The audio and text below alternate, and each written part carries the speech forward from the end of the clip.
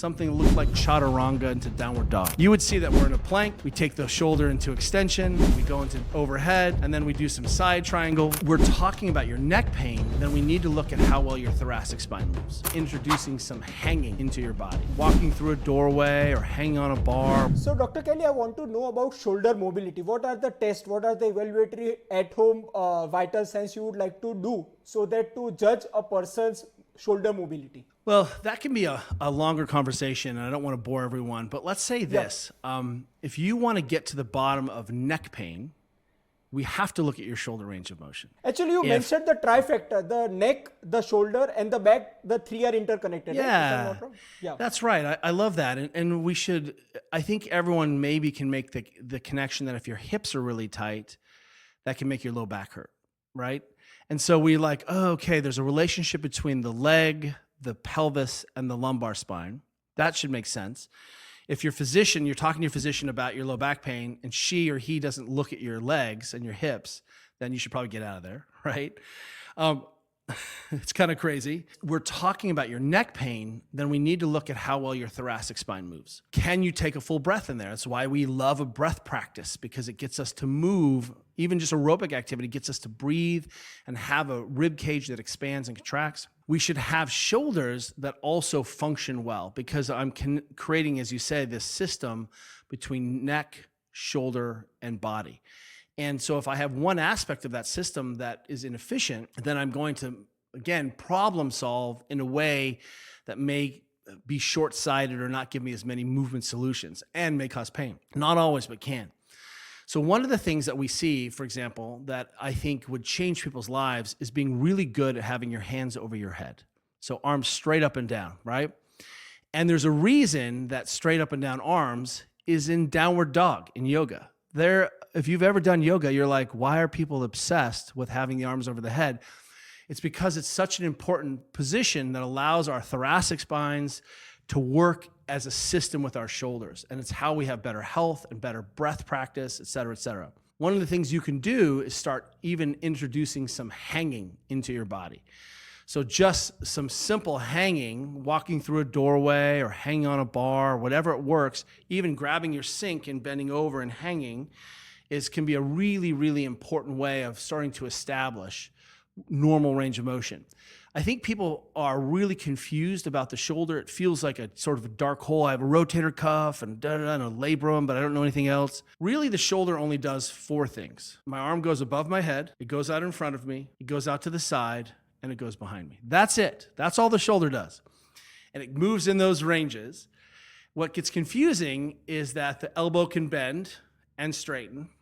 So the arm's out to the side, the elbow can bend straight, and it rotates, but the arm is bent out to the side. What we can do is ask, well, do you spend any time with your arms out in front? So if you did classic, something that looked like chaturanga into downward dog, you would see that we're in a plank. We take the shoulder into extension, right? We go into overhead, and then we do some side triangle, and suddenly you're like, oh, we're exposing the shoulder to every position it needs to be in to be a shoulder. So first order of business is to ask, are you doing things that your shoulders need to do? The second thing is really important is to understand that sort of two relationships for the shoulder. The first relationship is the relationship of the arm to the shoulder blade. So we can look at rotator cuff, we can look at the musculature that crosses the joint like the bicep, long head of the biceps, long head of the triceps. We can look at some of the relationships of the body to the arm, like the lat, right? Torso to arm.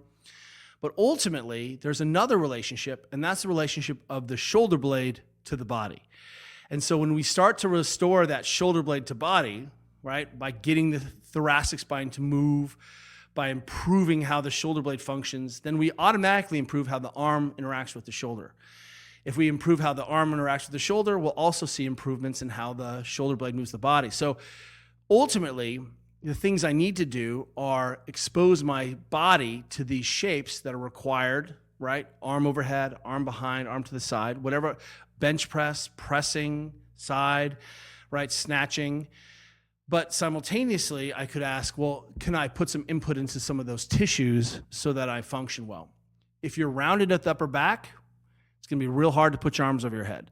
If you're rounded in your mid back because your posture is that you like to slouch, again, that may or may not cause pain. That's not the conversation, but it will limit your ability to use your shoulders in their fullest effect. So you mentioned the trifecta, which is the interconnectedness between the neck, shoulder and the back. So I want to come to the neck because it is the most, I think it is the right term of bottleneck, which is the some of the really important aspect of any kinetic change in our body starts at the neck.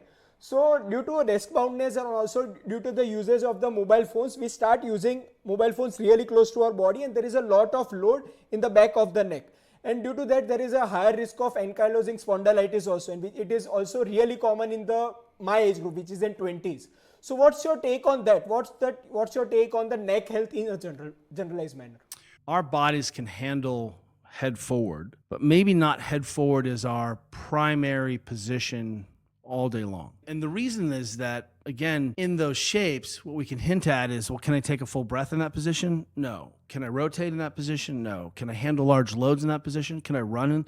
Suddenly we see that, oh, that shape doesn't transfer very well. And so what we have to ask, again, is how can I get into some different shapes and make sure that my predominant movement language isn't just sitting in a rounded seat position. And of course, we're going to see higher forces on the spine in those positions. It doesn't mean we'll always have neck problems, but your body will get stiff trying to support your choices. Your body will reinforce certain aspects of the movement system to support your choices. And if you never had pain in that position, the reason I would tell you to say, hey, let's maybe limit our time in that position is that someday you might want to do something else with your body besides sit in a C shape.